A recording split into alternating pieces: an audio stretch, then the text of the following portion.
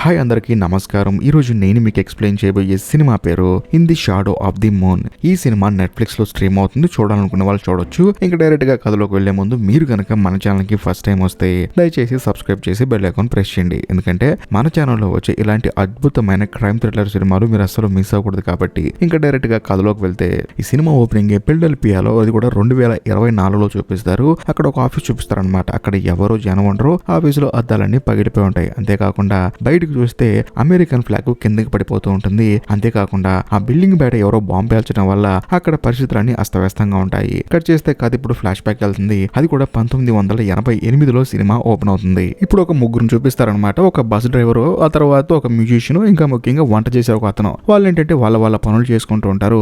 అలా పని చేసుకుంటున్నప్పుడు సడన్ గా ఒక బ్లూ కలర్ డ్రెస్ చేసుకున్న ఆవిడ వాళ్ళ దగ్గరికి వచ్చి వెళ్ళిపోతుంది అనమాట. అదే సమయంలో ఈ మ్యూజిషియన్ కి ఏంటంటే ముక్కులోంచి చెవులోంచి బ్లడ్ వస్తూ ఉంటుంది. వంట చేసే అతను కూడా అలాగే వస్తుంది. మరి ముఖ్యంగా బస్ డ్రైవింగ్ చేసే ఆ లేడీ కూడా అలాగే వస్తూ ఉంటుంది. కాకపోతే కొంత సమయానికి ఆ బ్లీడింగ్ ఎక్కువైపోయి వాళ్ళు అక్కడికక్కడే చనిపోతారు. ఇంకా ముఖ్యంగా ఆ బస్ డ్రైవింగ్ చేసే ఆవిడ డ్రైవర్ కావడం వల్ల బస్ రన్నింగ్ లోనే చనిపోతుంది. దాంతో బస్ యాక్సిడెంట్ అయిపోయి ఆ బస్సులో ఉన్న కొంతమంది చనిపోతారు. కట్ చేస్తే ఇప్పుడు మన కథలో హీరోని చూపిస్తారు. హీరో ఒక పోలీస్ ఆఫీసర్ అనమాట. అప్పుడే మన కథలో హీరో బెడ్ నుంచి లేస్తాడు. బేసికల్ గా హీరో ఒక భార్య ఉంటుంది. ఆ అమ్మాయి ప్రెగ్నెంట్ గా ఉంటుంది అనమాట. హీరో ఏంటంటే ఉదయాన్నే న్యూస్ ఛానల్ ఆన్ చేసి చూస్తూ ఉంటాడు. కరెక్ట్ గా ఆ సమయంలో రాత్రి జరిగిన మూడిట్ల గురించి చూపిస్తారు. అంటే ముగ్గురు చనిపోయారు కదా, వాళ్ళ గురించి టీవీలో చూపిస్తున్నప్పుడు సడన్ గా హీరోకి ఫోన్ వస్తుంది. ఎందుకంటే పోలీస్ ఆఫీసర్ కదా. దాంతో తను హడావుడిగా అక్కడికి వెళ్తాడు. వెళ్ళి చూస్తే అక్కడ బస్సు డ్రైవర్ చనిపోయి ఉంటుంది. సో హీరో కూడా ఆవిడ దగ్గరికి వెళ్ళి చూస్తే ఆవిడ బుర్ర మొత్తం ఏం ఉండదు అనమాట. సో దాన్ని బట్టి మనకు అర్థమయ్యేది ఏంటంటే ఆవిడ బుర్ర మొత్తం కరిగిపోయి బ్లడ్ రూపంలో చెవుల్లోంచి ముక్కులోంచి బయటకు వచ్చేసింది. దాంతో హీరో ఆవిడని అబ్జర్వ్ చేస్తూ ఉంటాడు. అంతేకాకుండా హీరో భార్య ఉంది కదా, ఆవిడే మన కథలో హీరోయిన్.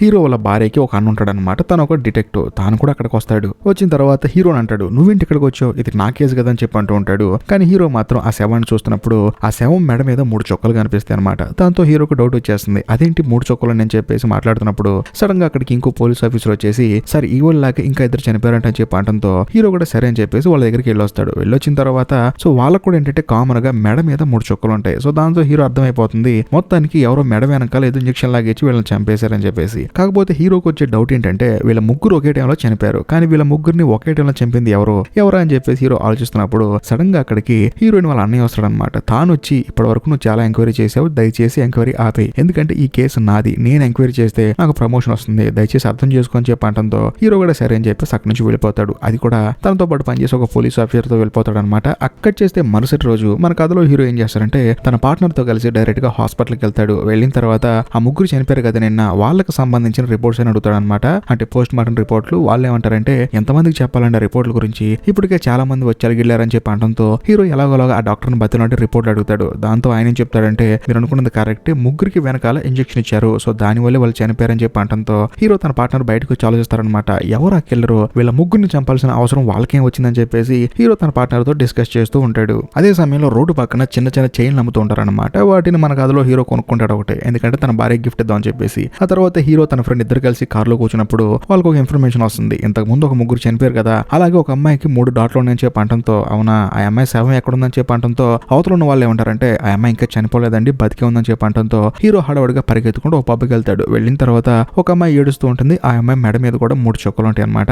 ఆ అమ్మాయిని హీరో ఎంక్వైరీ చేస్తాడు. చెప్పమ్మా ఏమైందని చెప్పి అడిగితే ఒక బ్లూ కలర్ డ్రెస్ వేసుకున్న అమ్మాయి, ఆ అమ్మాయి నల్లజాతీయులు చెందిన అమ్మాయి, ఆ అమ్మాయి నన్ను అటాక్ చేసింది, కాకపోతే తప్పించుకున్నానని చెప్పి అంటంతో హీరో షాక్ అయిపోతాడు. ఏంటి ఇప్పుడు వరకు హత్యలు చేస్తున్న ఒక అమ్మాయి అని చెప్పేసి హీరో ఆశ్చర్యపోతాడు. అది కూడా నల్లజాతీయులు చెందిన అమ్మాయి అనమాట. ఇంకా ముఖ్యంగా ఆ అమ్మాయికి గుండు ఉంటుంది, హెయిర్ లేదనమాట. దాంతో హీరో ఆ అమ్మాయిని ఇంకా డీప్ గా ఎంక్వైరీ చేస్తూ ఉంటాడు. కరెక్ట్ గా అదే సమయంలో డిటెక్టివ్ అక్కడికి వస్తాడు అనమాట. అంటే హీరోయిన్ వాళ్ళ అన్నయ్య అనమాట. వచ్చేసి నీకు ఎన్నిసార్లు చెప్పాను రా నా కేసు అని చెప్పి, నువ్వు ఎందుకు ఎంక్వైరీ చేస్తున్నావు అని చెప్పేసి హీరోని అక్కడి నుంచి బయట పంపించేస్తాడు. ఆ తర్వాత ఆ డిటెక్టివ్ ఆ అమ్మాయిని ఎంక్వైరీ చేస్తూ ఉంటాడు. కాకపోతే మాట్లాడుతూ ఆ అమ్మాయి కళ్ళల్లో నుంచి ముక్కుల్లో నుంచి బ్లడ్ వచ్చేసి ఆ అమ్మాయి ఆ డిటెక్టివ్ ముందే చనిపోతుంది. ఆ తర్వాత పోలీసులందరూ ఏం చేస్తారంటే సిటీలో ఉన్న నల్లజాతీయులు అందరినీ పిలిచి ఫోటోలు తీస్తుంటారనమాట. డౌట్ కదా అందరి మీద. సో దాంతో ప్రతి ఒక్కరిని ఫోటోలు తీసి వాళ్ళని ఎంక్వైరీ చేస్తూ ఉంటారు. ఈ గ్యాప్ లో ఇప్పుడు వరకు హత్యలు చేసిన ఆ అమ్మాయి ఏంటంటే ఒక చోట కారు దొంగతనం చేయాలని చూస్తుందన్నమాట. అక్కడ ఒక పోలీస్ ఆఫీసర్ చూసి ఆ అమ్మాయికి గన్ను గురిపెడతాడు. కానీ ఆ అమ్మాయి ఆ పోలీస్ ఆఫీసర్ నుంచి తప్పించుకొని పారిపోతుంది. కానీ ఆ పోలీస్ ఏంటంటే ఆ అమ్మాయి ఇటుపక్క పారిపోయిందని చెప్పేసి సిటీలో ఉన్న పోలీసులందరికీ ఇన్ఫర్మేషన్ ఇస్తాడు. దాంతో మన కథలో హీరో కూడా ఆ అమ్మాయి గురించి వింటాడు. దాంతో ఆ అమ్మాయిని వెతకడం స్టార్ట్ చేస్తాడు. ఈ ప్రాసెస్ లో అనుకోకుండా ఆ అమ్మాయి పరిగెత్తుకుంటూ వచ్చి హీరో కారుకి ఎదురుగా అవుతుందన్నమాట. దాంతో హీరో ఏంటంటే దొరికావని చెప్పేసి ఆ అమ్మాయిని కారుతో చేసింగ్ చేస్తూ ఉంటాడు. కానీ ఆ అమ్మాయి మాత్రం చాలా వేగంగా పారిపోతూ ఉంటుంది. ఇలా పారిపోతే కుదరదని చెప్పేసి హీరో కూడా కారు దిగి వేగంగా పరిగెడుతూ ఉంటాడు. ఆ అమ్మాయి ఒక సబ్వే స్టేషన్ లోకి పారిపోతుంది అనమాట. ఈ గ్యాప్ లో హీరో వాళ్ళ భార్య ప్రెగ్నెంట్ కదా, తనకి ఏంటంటే పురుటి నొప్పులు వస్తాయి. తనని హాస్పిటల్లో జాయిన్ చేస్తారు. కానీ హీరోకి ఇన్ఫర్మేషన్ చేసినా సరే అది వాకి టేకిలో ఇన్ఫర్మేషన్ ఇస్తారు. దాంతో హీరో కారు లీడ్ కదా, దాంతో హీరోకి ఈ విషయం తెలియదు. మరోవైపు సబ్వే రైల్వే స్టేషన్ కి అమ్మాయి పారిపోయింది కదా, హీరో వాళ్ళ ఫ్రెండ్ ముందు పారిపోతాడు. కాకపోతే హీరో వాళ్ళ ఫ్రెండ్ పట్టుకోలేకపోతాడు. అదే సమయంలో హీరో కూడా పైన నుంచి కిందకి దిగుతున్నప్పుడు ఈ కిల్లర్ అమ్మాయి ఎవరైతే ఉందో ఆ అమ్మాయి అందరిని చంపుతుంది కదా, అలా చంపే ఒక మిషన్ ఏంటంటే హీరో దొరుకుతుంది అనమాట. హీరో వెంటనే దాచిపెట్టుకుంటాడు. అలాగా ఈ పోలీస్ ఆఫీసర్ ఉంది కదా హీరో ఫ్రెండ్, తాను ఏంటంటే ఆ అమ్మాయితో చేస్తున్నప్పుడు ఆ అమ్మాయి మాత్రం ఈ పోలీస్ ఆఫీసర్ ని పట్టుకొని చంపకుండా తన కాలు మాత్రం విరగొట్టి అక్కడ నుంచి పారిపోతుంది. తన కాలు విరిగిపోయిన తర్వాత కేకలు వేస్తూ ఉంటాడు. అక్కడికి మన కథలో హీరో వస్తాడు. వచ్చిన తర్వాత హాస్పిటల్ తీసుకెళ్తా అని చెప్పి అంటంతో ఆ పోలీస్ ఆఫీసర్ ఏమంటాడంటే నా కాలు మాత్రం విరిగింది, నువ్వేం కంగారు పడకు, ముందు ఆ అమ్మాయిని పట్టుకొని చెప్పి అంటంతో హీరో కూడా ఆ అమ్మాయి కోసం పరిగెత్తుకుంటూ వస్తాడు. ఆ అమ్మాయి కూడా అక్కడే ఆగిపోతుంది అనమాట. ఎందుకంటే ఇది సబ్వే కదా, పారిపోవడానికి వీలుండదు. కానీ ఆ అమ్మాయి హీరో వైపు తిరిగి ఎలా ఉన్నావు థామస్ అని చెప్పి పలకరిస్తుంది. హీరోకి మైండ్ బ్లాక్ అయిపోతుంది. ఈ అమ్మాయికి నా పేరు ఎలా తెలుసు అని చెప్పేసి. కానీ హీరో మాత్రం కథలు మాకు కాలు చేతులు పడేస్తానని చెప్పేసి ఆ అమ్మాయికి గన్ను గురిపెడతాడు. ఆ తర్వాత ఆ అమ్మాయిని క్వశ్చన్ అడుగుతాడు, నా పేరు నీకెలా తెలుసు అని చెప్పి అంటంతో ఆ అమ్మాయి ఉంటుందంటే నీ గురించి నాకు ప్రతిదీ తెలుసు, ఇప్పుడు నీ భార్య హాస్పిటల్లో ఉంది, తను ప్రెగ్నెంట్ కదా అని చెప్పి అంటంతో హీరో ఆశ్చర్యపోతాడు. ఇంకా ముఖ్యంగా నీకు ఒక ఆడపిల్ల పడుతుందని చెప్పి అంటంతో హీరోకి ఏం అర్థం కాదు. దాంతో హీరో ఏం చేస్తాడంటే ఆ అమ్మాయిని కొట్టబోతాడు. కానీ ఆ అమ్మాయి హీరోని కొట్టి తన చేతికున్న హ్యాండ్ కప్స్ ని పక్కన ఉన్న చీరకు పెడుతుంది. దాంతో హీరో కోపం వచ్చేసి తన దగ్గర ఉన్న విషంతో కూడిన గన్ను ఉంది కదా, ఆ గన్ను పేలిస్తే ఇంజెక్షన్ గుచ్చుకుంటుంది. ఆ గన్నుని కాస్త ఆ అమ్మాయి గురిపెట్టి కాలుస్తాడు. దాంతో ఆ అమ్మాయి కాలుకి ఆ విషయం ఉన్న సూది గుచ్చుకుంటుంది అనమాట. కరెక్ట్ గా ఆ స్టేషన్ లో ఒక ట్రైన్ వస్తుంది. ఆ ట్రైన్ కాస్త ఆ అమ్మాయిని గుద్దేస్తుంది. దాంతో ఆ అమ్మాయి అక్కడే చనిపోతుంది. ఆ తర్వాత హీరో పోలీసులకు ఇన్ఫార్మ్ చేస్తాడు. తన ఫ్రెండ్ ని కూడా హాస్పిటల్ తీసుకెళ్లి ట్రీట్మెంట్ ఇస్తారు. ఈ గ్యాప్ లో హీరోకి ఏంటంటే తన భార్య హాస్పిటల్ ఉన్న సంగతి తెలుస్తుంది. దాంతో హీరో హడావుడిగా పరిగెత్తుకుంటూ హాస్పిటల్కి వెళ్తాడు. వెళ్ళిన తర్వాత అక్కడ ఉన్న పోలీస్ ఆఫీసర్ ఏమంటారంటే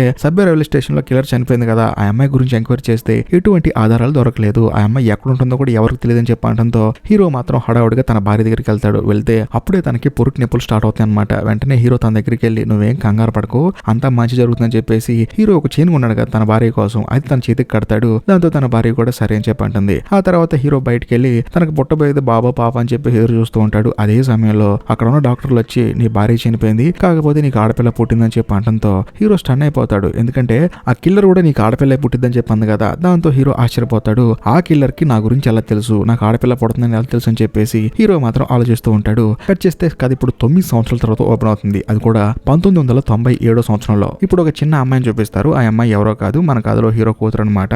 అదే సమయంలో టీవీ కూడా న్యూస్ వస్తుంటది అనమాట. ఆ న్యూస్ ఏంటంటే 9 సంవత్సరాల క్రితం ఆ అమ్మాయి చనిపోయింది కదా సబ్వేలో. సో వాళ్ళందరూ ఏంటంటే పోరాటం చేస్తుంటారు ఆ అమ్మాయి కోసం. ఎందుకంటే పోలీసులు అందరూ ప్లాన్ చేసి ఒక నెల చేతుల అమ్మాయిని చంపేశారు, ఆ అమ్మాయికి హత్యలకు సంబంధం లేదని చెప్పేసి ఆ అమ్మాయి కోసం ఇంకా పోరాటాలు చేస్తూ ఉంటారు. నల్ల జాతీయుల మీద లేనిపోని అభండాలు మోపి వాళ్ళని తక్కువగా చూస్తున్నారని చెప్పేసి అందరూ పోరాటం చేస్తూ ఉంటారు. ఇప్పుడు మన కథలో హీరోని చూపిస్తారు. బేసికల్ గా ఈ రోజు ఏంటంటే హీరో వాళ్ళ భార్య చనిపోయిన రోజు, మరి ముఖ్యంగా తన కూతురు పుట్టినరోజు అనమాట. దాంతో హీరో ఏంటంటే తన కూతురికి బటర్ఫ్లై సింబల్ ని గిఫ్ట్ గా ఇస్తాడు. అది కూడా తన చేతికి పెట్టుకున్న బ్రాస్లెట్ కి అరేంజ్ చేస్తాడు. ఆ బ్రాస్లెట్ ఎవరిదో కాదు, హీరో 9 సంవత్సరాల క్రితం తన భార్య గిఫ్ట్ గా ఇచ్చాడు కదా, అదే ఇది అనమాట. ఆ తర్వాత హీరో తన కూతురుని తీసుకొని డైరెక్ట్ గా తన భార్య సమాధి దగ్గరికి వెళ్తారు. ఎందుకంటే తను చచ్చిపోయిన రోజు కదా. బట్ వీళ్ళు చూస్తే అక్కడ ఎవరు ఆ సమాధికి ప్రార్థనలు చేసి వెళ్ళిపోతారనమాట. హీరో ఆశ్చర్యపోతాడు. అదేంటి ఇక్కడికి ఆల్రెడీ ఎవరో వచ్చిపోయారని చెప్పేసి హీరో ఆశ్చర్యపోయి సరే అని చెప్పేసి హీరో తన భార్య సమాధికి ప్రేయర్ చేస్తాడు. అదే సమయంలో హీరోకు ఫోన్ కాల్ వస్తుంది. అదేంటంటే 9 సంవత్సరాల క్రితం హత్యలు ఎలాగైతే జరిగాయో మళ్ళీ ఇప్పుడు హత్యలు జరగడం స్టార్ట్ అయ్యాయని చెప్పడంతో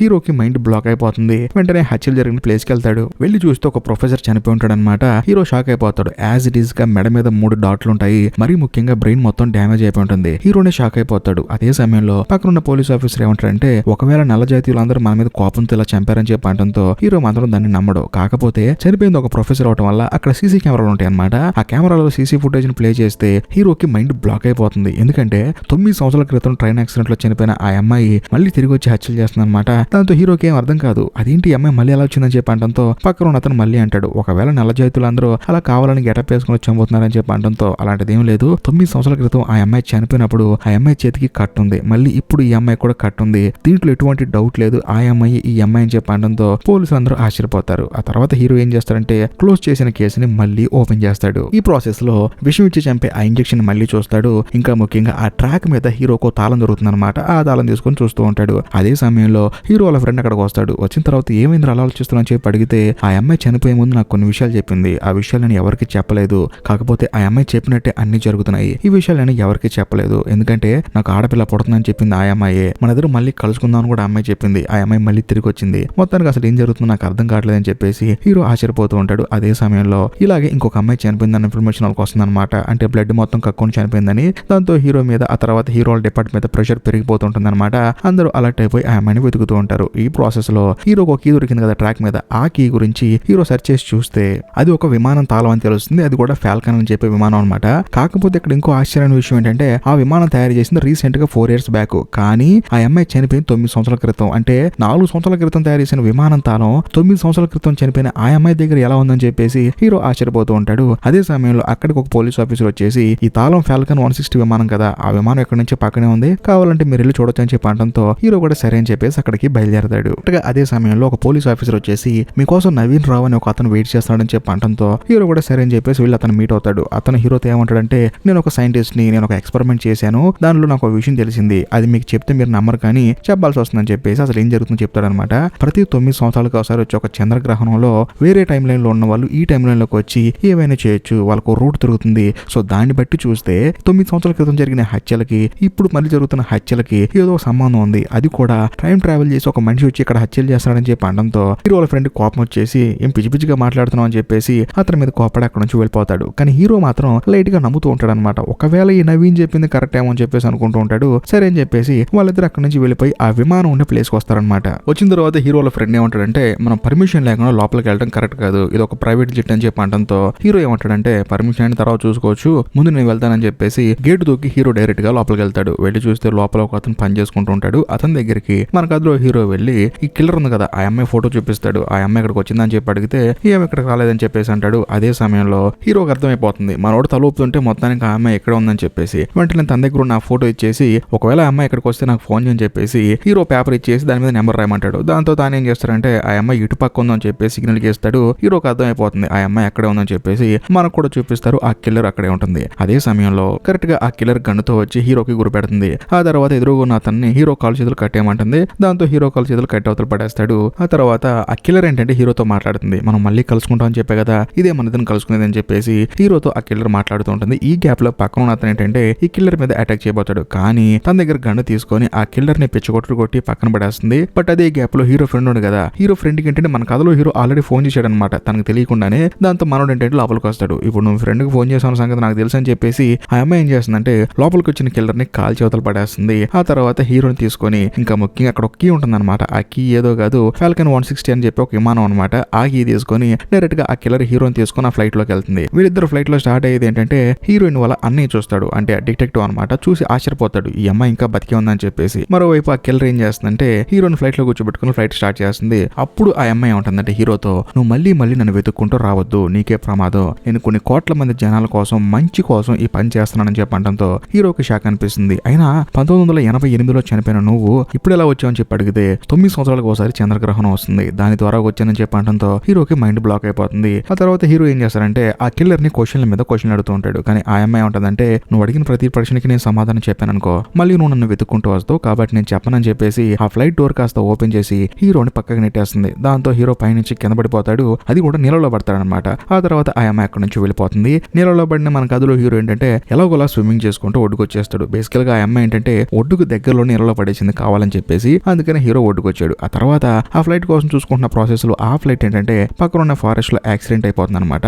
దాంతో అందరూ అక్కడికి వెళ్తారు. అక్కడికి వెళ్ళి ఆ కిల్లర్ కోసం వెతుకుతుంటే అక్కడ ఆ అమ్మాయి కనిపించదు. పోలీసులు అందరూ కలిసి వెతికినా కూడా ఆ అమ్మాయి కనిపించదు. కానీ హీరో వాళ్ళ బావ అంటే హీరోయిన్ వాళ్ళ అన్నన్నాడు కదా, తానేంటంటే హీరో దగ్గరకు వచ్చి ఆ అమ్మాయి నీతో ఉంటాం నేను చూశాను, ఆ అమ్మాయి ఎక్కడ అని చెప్పి అడిగితే ఆ అమ్మాయి టైం ట్రావెల్ చేసి ఫ్యూచర్ కి వెళ్ళిందని చెప్పి అనడంతో ఆ డిటెక్టివ్ కి ఏం అర్థం కాదు. కట్ చేస్తే సినిమా మళ్ళీ 9 సంవత్సరాల తర్వాత ఓపెన్ అవుతుంది. అది కూడా 2006 సంవత్సరంలో. కట్ చేస్తే ఇప్పుడు మన కథలో హీరోని చూపిస్తారు. హీరో ఏంటంటే బాగా చుట్టు పెంచేసుకొని కొంచెం ముసలోడైపోతాడు అనమాట. అయినా సరే హెరాల్డ్ అనే ఒక అతని సమాధిని తవ్వుతూ ఉంటాడు. బేసికల్ గా అతని శవాన్ని బయటకు తీసి చూస్తే అతనికి కూడా వెనకాల 3 డాట్లు ఉంటాయి అనమాట. బేసికల్ గా హీరో ఏంటంటే 9 సంవత్సరాలకు ఒకసారి ఆ కిల్లర్ వస్తుంది కదా, ఆ కిల్లర్ ఎవరెవరైతే చంపిందో వాళ్ళందరి గురించి ప్రాపర్ గా డీటెయిల్స్ కలెక్ట్ చేసి అసలు వీళ్ళని ఎందుకు చంపుతుంది, వీళ్ళందరికీ ఆ అమ్మాయికి సంబంధం ఏంటని చెప్పేసి హీరో ఇన్వెస్టిగేట్ చేస్తున్నాడు అనమాట. బేసికల్ గా హీరో ఎలా తిరుగుతూ ఉంటుంటే తన పోలీస్ ఉద్యోగం కూడా పోతుంది. అంతేకాకుండా హీరో ఏం చేస్తారంటే ఉద్యోగం పోయినా సరే లెక్క చేయకుండా హెరాల్డ్ అనే ఒక అతను ఇందాక చూశారు కదా సమాధిలోకి వెళ్ళి శవాన్ని తీశాడు కదా, అతని ఇంటికి డైరెక్ట్ గా వెళ్తే తన భార్య ఉంటుందన్నమాట. తన గురించి ప్రాపర్ గా ఎంక్వైరీ చేస్తే రియల్ అమెరికన్ అని చెప్పేసి ఒక ఉద్యమాన్ని స్టార్ట్ చేశాడనమాట. అందులో మెయిన్ మెంబర్స్ కొంతమంది ఉంటారు. వాళ్ళు ఎవరో కాదు, ఈ సినిమా స్టార్టింగ్ లో చనిపోయిన మ్యూజిషియన్, ఆ తర్వాత వంట చేసే అతను, ఇంకా ముఖ్యంగా ఆ బస్ డ్రైవర్ అమ్మాయి అనమాట. వీళ్ళందరూ మెంబర్స్ అనమాట. సో దాంతో హీరోకి ఒక విషయం స్ట్రైక్ అవుతుంది. రియల్ అమెరికన్ అనే ఒక ఉద్యమంలో ఎవరైతే ఎవరైతే పాలు పంచుకుంటారో వాళ్ళందరినీ ఆ కిల్లర్ చంపేస్తుంది. అది కూడా ప్రతి 9 సంవత్సరాలకు ఒకసారి టైం ట్రావెల్ చేసి వచ్చి మరీ చంపుతుంది. ఖచ్చితంగా 2006 ఈ సంవత్సరం కూడా వస్తుంది. ఎలాగైనా సరే ఆ అమ్మాయిని మనం చంపేస్తే ఇక మీదట ఎవరికి చావులుండు అని చెప్పేసి హీరో మెంటల్ గా ఫిక్స్ అయిపోతాడు. ఇక్కడ ఇంకో హైలైట్ ఏంటంటే ఈ సినిమా స్టార్టింగ్ లో నవీన్ రాయ్ అని ఒక సైంటిస్ట్ ఉన్నాడు కదా, తన హీరో దగ్గరకు వచ్చి చెప్పాడు కదా చంద్రగ్రహణం వల్ల ఆ అమ్మాయి మళ్ళీ టైం ట్రావెల్ చేస్తుందని చెప్పేసి. బేసికల్ గా హీరో 10 సంవత్సరాల నుంచి తన కోసం వెతుకుతున్నాడు. కాకపోతే హీరోకి ఏంటంటే అతను అడ్రస్ దొరకలేదు. కట్ చేస్తే ఇప్పుడు మన కథలో హీరో ఏంటంటే తన కూతురు దగ్గరికి వెళ్తాడు అనమాట, కాలేజ్ కి రిసీవ్ చేసుకోవడానికి. వెళ్ళిన తర్వాత వాళ్ళ కూతురు కూడా వస్తుంది, వచ్చి కార్ ఎక్కుతుంది. ఏమైంది నాన్న నీకు, ఆ కేసు వదిలే నాన్న, ప్రశాంతంగా పోదాం అని చెప్పడంతో హీరో ఏమంటాడంటే నువ్వేం కంగారు పడకు, మరికొన్ని రోజుల్లో ఆ కేసు క్లోజ్ అయిపోతుంది, నాకు నుంచి నువ్వు నేను ప్రశాంతంగా ఉండొచ్చు అని చెప్పడంతో హీరో కూతురు మాత్రం అస్సలు నమ్మదు. సరే అని చెప్పేసి తన ఇంటికి వెళ్ళిపోతుంది. ఆ తర్వాత మన కథలో హీరో ఏంటంటే రియల్ అమెరికా అనే మూమెంట్ లో ఉన్న ప్రతి ఒక్కరు డీటెయిల్స్ తీసుకున్నాడు కదా, కాకపోతే ఆ కిల్లర్ నెక్స్ట్ చంపబోయేది రసిల్ అనమాట. ఆ రసిల్ అనేవాడు అడ్రస్ కనుక్కొని డైరెక్ట్ గా అక్కడికి వెళ్తాడు. వెళ్ళి చూస్తే ఆల్రెడీ ఆ కిల్లర్ రసిల్ అనేవాడిని చంపేసి ఉంటుంది అనమాట.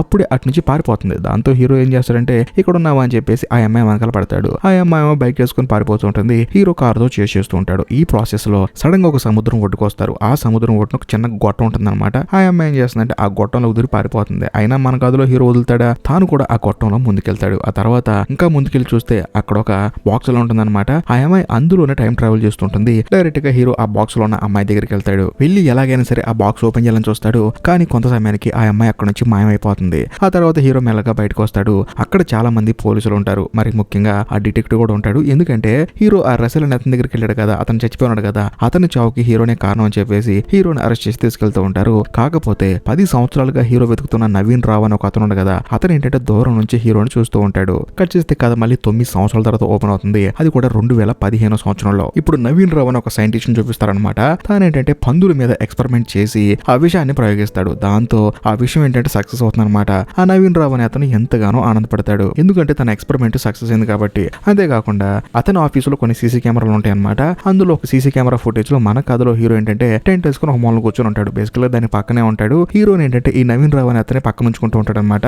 అతను ఏంటంటే ఇప్పటికీ వెయిట్ చేస్తూ ఉంటాడు. ఎందుకంటే ఎప్పటికైనా సరే ఆ అమ్మాయి ఎక్కడికే వస్తుంది, ఆ అమ్మాయిని రెడీ హ్యాండెడ్ గా పట్టుకుందాం అని చెప్పేసి హీరో అక్కడ వెయిట్ చేస్తూ ఉంటాడు. కాకపోతే ఇక్కడ ఇంకో హైలైట్ ఏంటంటే ఈ సైంటిస్ట్ కనిపెట్టిన విషయము ఆ కిల్లర్ దగ్గరికి ఎలా వెళ్ళింది అనేది ఇంట్రెస్టింగ్ అనమాట. అంతేకాకుండా ఇప్పుడు మన కథలో హీరోని ఆ సైంటిస్ట్ ఏం చేస్తాడంటే కాలు చేతులు కట్టేసి తన బండిలో వేసుకుని వేరే చోటుకి వెళ్తూ ఉంటాడు. అలా వెళ్తున్నప్పుడు ఎక్కడికని చెప్పి అడిగితే ఆ అమ్మాయి కోసం వెళ్తున్నాం అని చెప్పేసి అంటూ ఉంటాడు. ఆ అమ్మాయి దగ్గరికి మనం ఎందుకు, ఆ అమ్మాయి ఆ బీచ్ కి వస్తుంది కదా అని చెప్పి అంటంతో అతను ఏమంటాడంటే ఇప్పటి వరకు ఆ అమ్మాయి కిల్లర్ అనుకున్నాం, కానీ ఆ అమ్మాయి చాలా మంచి అమ్మాయి. ఆ అమ్మాయి ప్రపంచంలో ఉన్న ప్రతి ఒక్క మనిషి కోసం ఈ పని చేస్తుంది. ఆ అమ్మాయి అందరినీ చంపడం వల్ల కొన్ని కోట్ల మంది బలుతున్నారని చెప్పి అంటంతో హీరో కోపం వస్తుంది. అలాంటిది ఏం కాదు, ఆ అమ్మాయి ఒక కిల్లర్ అని చెప్పి అంటంతో అతను మాత్రం వినడు అనమాట. ఈ సైంటిస్ట్ ఏమంటాడంటే నిన్ను నేను కిడ్నాప్ చేసి పక్కన పెట్టుకుంది నువ్వు నాకు సలహాలు ఇవ్వడానికి కాదు, నేను చెప్పింది వింటానికి అని చెప్పేసి హీరో నోరు మూసుకోమంటాడు. కానీ హీరో ఏం చేస్తాడంటే కాలు చేతులు కట్టేసిన కట్లు విప్పేసుకొని ఆ సైంటిస్ట్ నెత్తికి గన్ను పెడతాడు. దాంతో వీళ్ళిద్దరు కొట్టుకుంటారు. ఆ కారు కాస్త బోల్తా పడి యాక్సిడెంట్ అయిపోతుంది. కాకపోతే వాళ్ళ అదృష్టం కొద్ది ఇద్దరికి ఏం కాదు. అదే సమయంలో హీరో ఏం చేస్తాడంటే ఆ కారు లోంచి బయటకు వస్తాడనమాట. ఎందుకంటే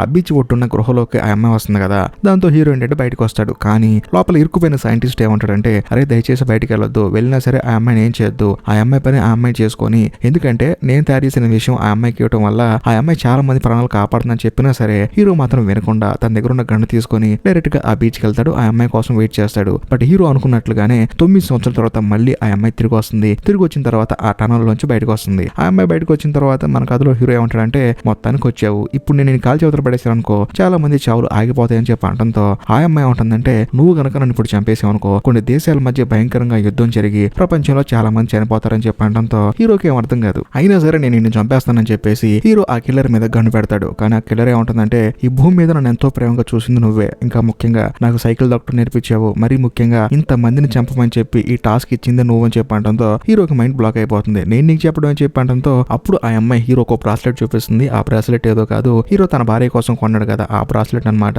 హీరో తన భార్య దగ్గర నుంచి తన కూతురికి ఇచ్చాడు. ఆ బ్రాస్లెట్ నీ దగ్గరికి ఎలా వచ్చిందని చెప్పి అంటంతో నేను ఎవరో కాదు నీ మనవరాలని చెప్పి అంటంతో హీరోకి మైండ్ బ్లాక్ అయిపోతుంది అనమాట. బేసికల్ గా హీరో కూతురు ఒక ఆఫ్రికన్ అతన్ని పెళ్లి చేసుకుంది. అతనికి పుట్టిన అమ్మాయి ఈ అమ్మాయి అనమాట. హీరో కూడా తన మనవరాల్ని ఎంతగానో ప్రేమగా పెంచాడు. కాకపోతే ఈ టాస్క్ ఇచ్చిందే తాననమాట. అసలు ఎందుకు ఈ టాస్క్ ఇచ్చాడని చెప్పి అడిగితే ఈ సినిమా స్టార్టింగ్ లో 2024లో ఒక బిల్డింగ్ దగ్గర బాంబు వెళ్ళింది కదా, అది ఒక సివిల్ వార్ అనమాట.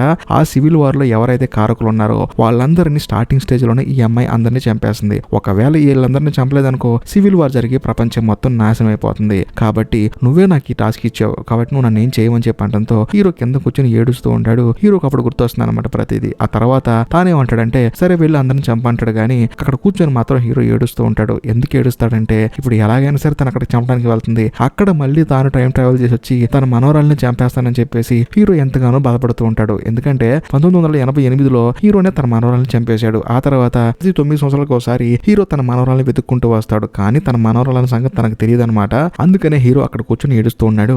కట్ చేస్తే కథ ఇప్పుడు ఫ్యూచర్ లో ఓపెన్ అవుతుంది. మన కథలో కిల్లర్ ని చూపిస్తారు, అంటే హీరో మనోరాలు అనమాట.